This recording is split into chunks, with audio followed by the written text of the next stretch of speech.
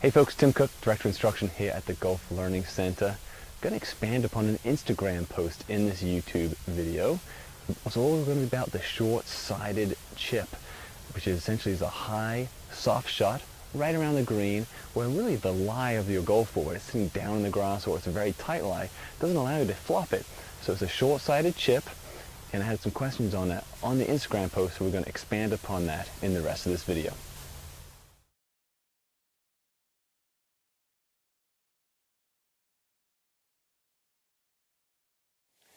Okay, let's expand upon how to hit this short-sided chip. You got to think of it as a high, really soft flying shot.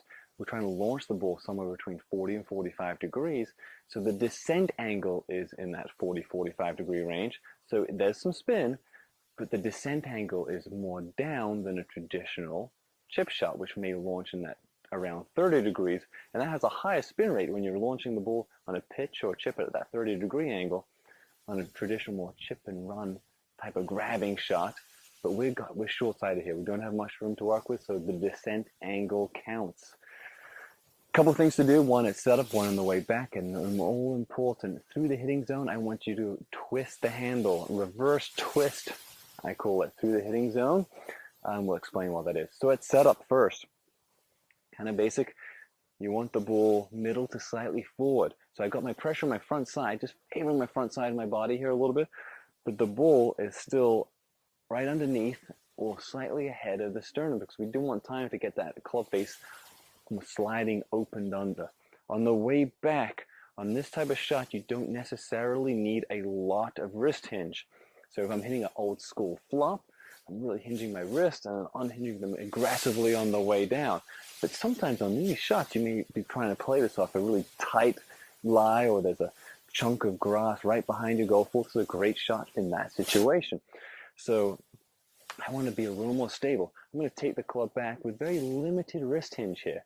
You're going to see as I go face down the line, the club head's coming kind of straight back at the camera. It's more in line with my hands is another way of saying that. But also the toe of the club has rotated just a little bit.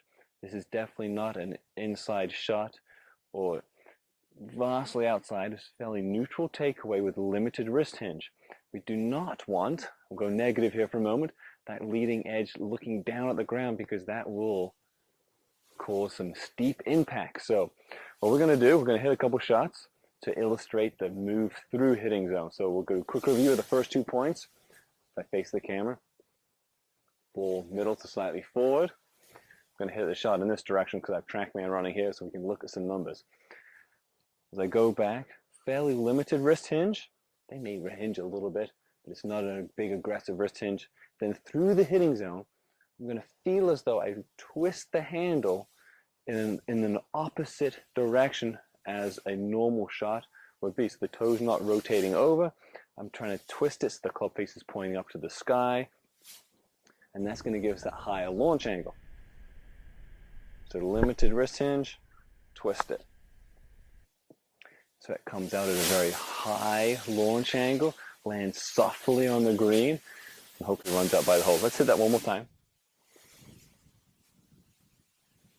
So my weight slightly forward, ball slightly middle to forward in my stance, limited wrist, reverse twist.